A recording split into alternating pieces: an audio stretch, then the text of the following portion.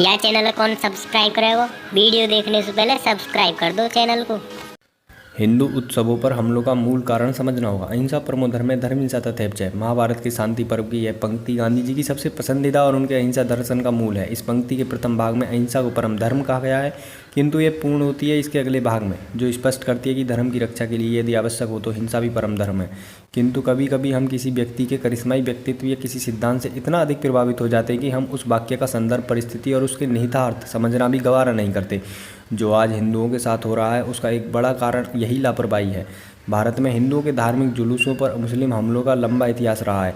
इसके संदर्भ में इसके मूल कारण को स्पष्ट करते हुए डॉक्टर अंबेडकर ने अपनी पुस्तक पाकिस्तान या भारत का विभाजन में लिखा है, हिंदुओं की कमजोरी से लाभ उठाना मुस्लिमों की भावना है। मुसलमानों के लिए काफिर हिंदू सम्मान के योग्य नहीं है। मुसलमानों की मात्र भावना मात्र मुसलमानों के लिए है। कुरान गैर मुसलमानों को मित्र बनाने का विरोधी है। इसके अतिरिक्त सरिया और कुरान में स्पष्ट है काफिर की संपत्ति नष्ट करना, सरिया 9:15, संख्या बल कुरान 17:6, डराना धमकाना 3:151, हथियार समेत समूह में निकलने 4:71, घात लगाकर मारने 9:5, 29:73 के 111, 123 जैसे उन तमाम बातों के विषय में आदेशित किया गया है जो आज हमें हिंदुओं के खिलाफ होते आसानी से दिखाई दे रही हैं। ऐसा भी नहीं है ये सब पहली बार हो रहा है। डॉक्टर अंबेडकर ने अपनी पुस्तक में 1933-1934 के दौर में बड़े दंगों के कारण पर प्रकाश डालते हुए जो बात कही है वह हूबहू आज के कारणों जैसे ही है। चाहे प्रेम के पर्व होली के हुड़दंग में हिंसा हो, बकरी ईद पर गाय काटना हो, घरों में होने वाली पूजा पाठ और आरती को कारण बता कथित रूप से नमाज में आने वाली बाधा का हो। इसके अतिरिक्त डॉक्टर अंबेडकर ने अपनी पुस्तक में बताया कि 1937 में मुसलमानों ने मस्जिद के सामने बैंड के प्रतिबंध की मांग की। इस तरह की मांगों को देखते हुए अंबेडकर जी ने कहा, मुसलमानों की मानसिकता गलत तरीके से लाभ उठाने की है, चाहे वह गौमांस खाना, अपने मूल अधिकारों में बताना हो या मस्जिद के सामने से गाजे बाजे पर प्रतिबंध की मांग करना। एक इस्लामी मुल्क में तो मस्जिद के सामने से संगीत में यात्रा निकाली जा सकती है, लेकिन भारत में जहाँ जीवन बिना संगीत के अधूरा है, इस पर हिंसा या दंगे हो जाते हैं।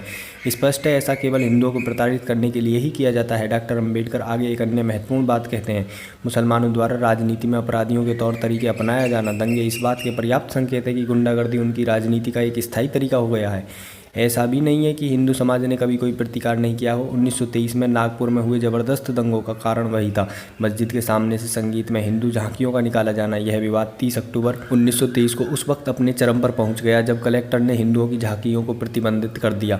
इसके विरोध में करीब 20,000 हिंदू सड़क पर उतर आया था। इस जागृत हिंदू शक्ति की प्रशंसा डॉक्टर हेडगेवार व अन्य हिंदू नेताओं ने की। सार्वजनिक जगहों पर भजन गाने की परंपरा का प्रचार जोश के साथ किया गया। पूरे शहर में जय विट्ठल जय जय विट्ठल का मंत्र गूंजने लगा। लोगों के मूड को भांपकर सरकार ने हिंदुओं को नमाज के 5 वक्तों को छोड़कर किसी भी समय मस्जिद के करीब से गुजरते हुए भजन गाने की इजाज़त दे दी। इसे मुसलमानों ने बजाय सेक्युलर भाईचारे की तरह लेने के अपनी हार की तरह लिया।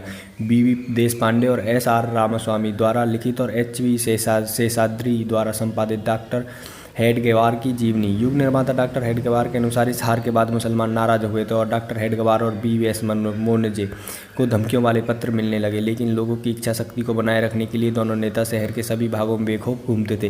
क्योंकि मुसलमानों से हिंदुओं के अंदर भय था, इसलिए मस्जिद के सामने आते ही बैंड वाले धीमे बजाने लगते थे। तब डॉक्टर जी स्वयं बाजा थाम लेते और हिंदुओं की मर्दांगनी को ललकारते थे। हिंदू समाज के जागृत और साहसी युवा हर परिस्थिति से यथाशक्ति पूर्वक निपटने की योग्यता और साहस रखते हैं, फिर चाहे वह मुगल काल रहा हो, ब्रिटिश काल या फिर आधुनिक काल। समस्या सिर्फ वहाँ पनपती है जहाँ ऐसे साहसी युवाओं को सही नेतृत्व और समाज का साथ नहीं मिल पाता है। उदाहरण स्वरूप हम देख सकते हैं इस वर्ष भी हिंदू नववर्ष, रामनवमी और हनुमान जन्मोत्सव के हिंदू जुलूस पर हमला वहीं हुआ जहां मुस्लिमों को यह विश्वास था कि उनके इस योजनाबद्ध हमले के बाद न समाज की ओर से न सरकार की ओर से कोई कठोर प्रतिक्रिया होगी।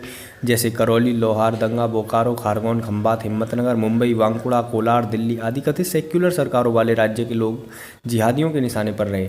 याद कीजिए, क्या ऐसे ही हमले उत्तर प्रदेश में पूर्ववर्ती सरकारों के दौरान कृष्ण जन्माष्टमी, होली, कावड़ यात्रा जैसे हिंदू त्योहार उत्सव पर प्रतिवर्ष नहीं होते थे?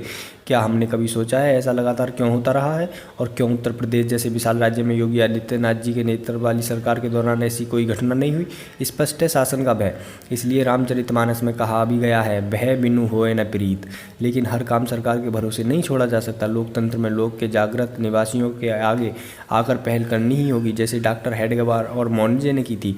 देशपांडे और रामास्वामी ने 4 सितंबर 1927 को हजारों मुसलमानों के जुलूस का वर्णन करते हुए लिखा, जुलूस निकालने वाली लाठियों, तलवारों और दूसरे घातक हथियारों से पूरी तरह लैस थे। अल्लाहू अकबर, दीन दीन जैसे नारे हवा में गूंज रहे थे। मुसलमानों का जंग की मुद्रा ने हिंदुओं के दिलों में डर व्याप्त कर दिया था। लेकिन 100 के आसपास संघ के योद्धा स्वयंसेवक हिंदू समाज की रक्षा के लिए दृढ़ संकल्पित थे।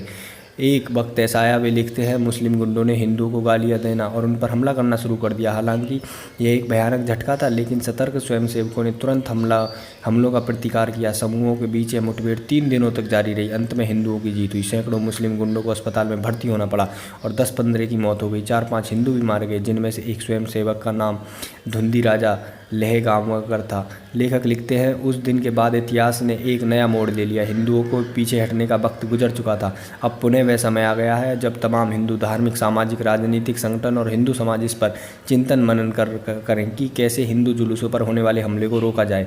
चिंतन करते समय यह ध्यान अवश्य रखा जाए कि यदि लोकतंत्र में हर काम सरकार के भरोसे नहीं छोड़ा जा सकता, तो सरकार पर जनमत का सम्मान करने का दबाव तो बनाया ही जा सकता है।